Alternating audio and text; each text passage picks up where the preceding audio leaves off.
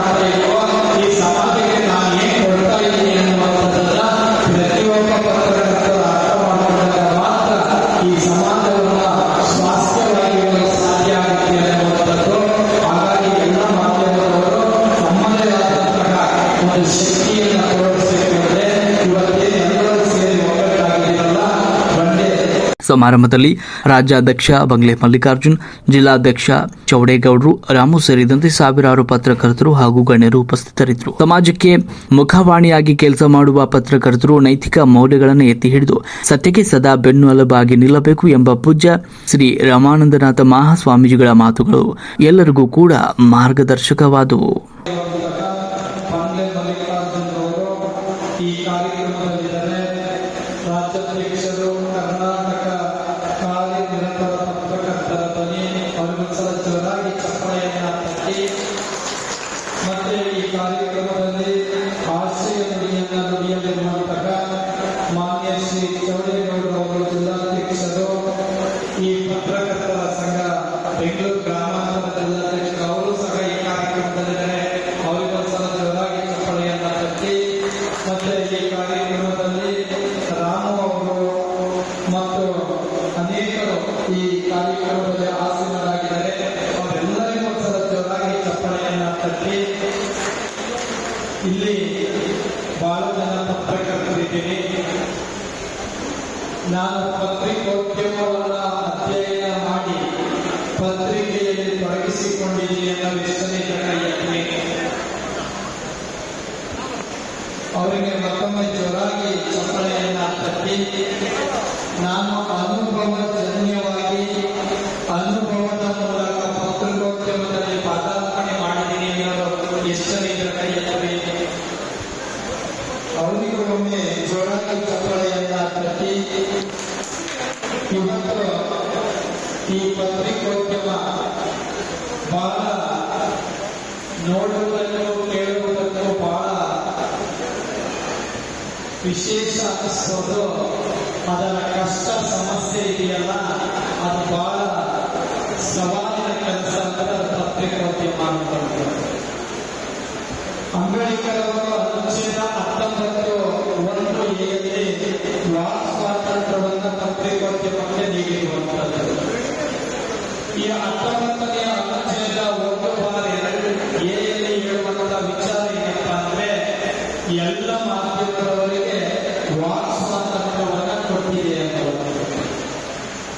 ಆದರೆ ಇವತ್ತು ಅದೇ ಮಾಧ್ಯಮದಲ್ಲಿ ನಾವೆಲ್ಲರೂ ಧ್ವನಿಯಾಗಬೇಕಾಗಿದ್ದು ಸಾಮಾಜಿಕ ಸಂಘರ್ಷಗಳನ್ನ ಹೊರಗೆ ತರುವಂತಹ ನಿಟ್ಟಿನಲ್ಲಿ ನಮ್ಮ ಪತ್ರಕರ್ತರು ಈ ವಾಕ್ ಸ್ವಾತಂತ್ರ್ಯವನ್ನು ಬಳಸಬೇಕಾಗಿರುವಂಥದ್ದು. ಆದರೆ ಇವತ್ತು ಮಾಹಿತಿ ಹಕ್ಕು ಕಾಯ್ದೆಯನ್ನ, RTI ಕಾಯ್ದೆಯನ್ನ 2005ರಲ್ಲಿ ತಿದ್ದುಪಡಿ ಮಾಡಿ ತಂದಂತ ಸಂದರ್ಭದಲ್ಲಿ ಇವತ್ತು ಪ್ರತಿಯೊಬ್ಬ ಪತ್ರಕರ್ತನಿಗೂ ತನ್ನದೇ ಆದಂತಹ ಒಂದು ಶಕ್ತಿಯನ್ನ ಕಾಯ್ದೆಯ ಮೂಲಕ ಹೊರತರುವಂತಹ ಒಂದು ಅಸ್ತ್ರವನ್ನು ನೀಡಿರುವಂಥದ್ದು.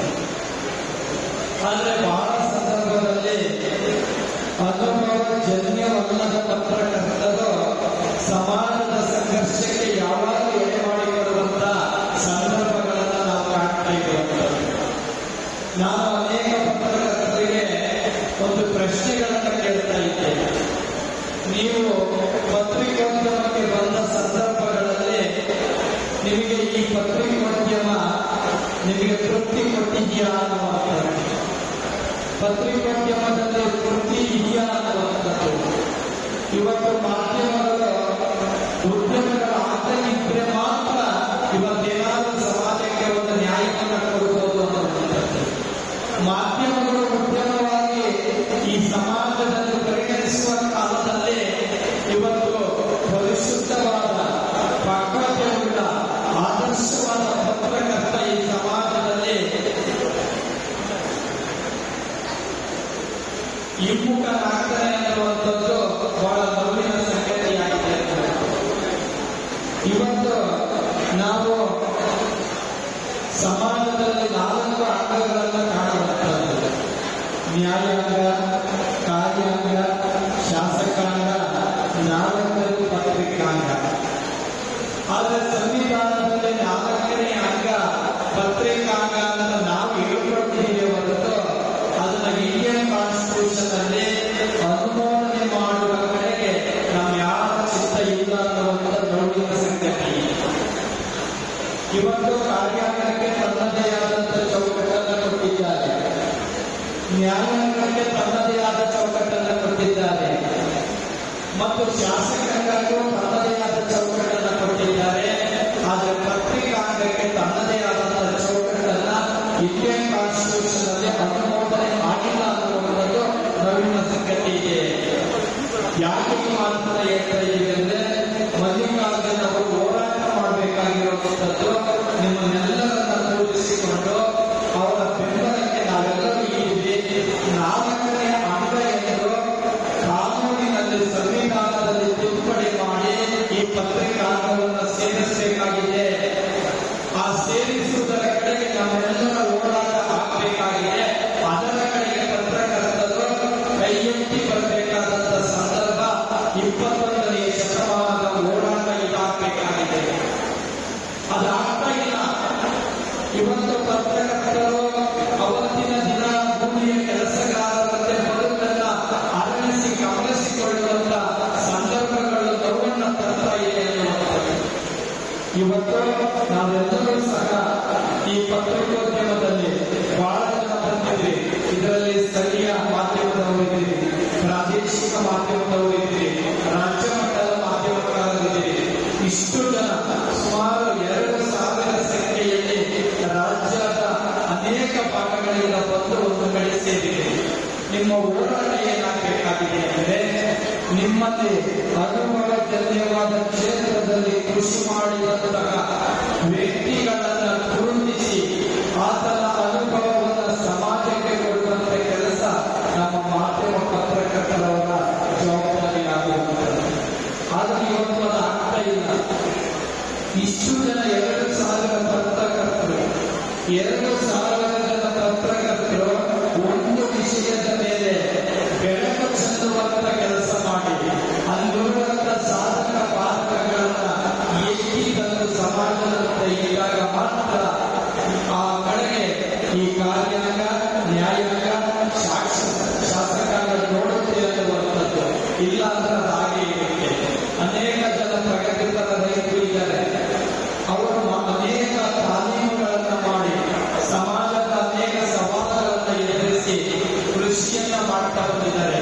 ಅವರನ್ನು ಹೊರತರುವಂತ ಕೆಲಸವನ್ನ ಮಾಧ್ಯಮಗಳು ಮಾಡುವಾಗ ಮಾತ್ರ ಒಂದು ಆದರ್ಶವಾದಂತಾಗುತ್ತೆ.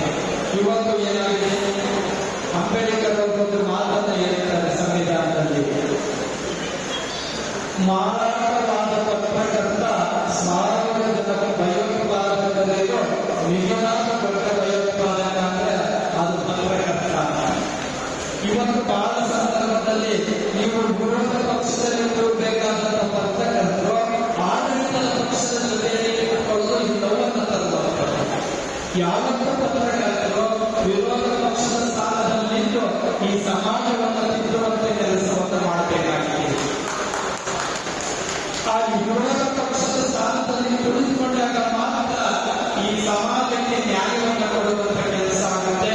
ಮಲ್ಲಿಕಾರ್ಜುನ್ ಅವರು ನಿಮ್ಮ ಜೊತೆಗೆ ನಾವು ಸದಾ ಇರ್ತೀವಿ.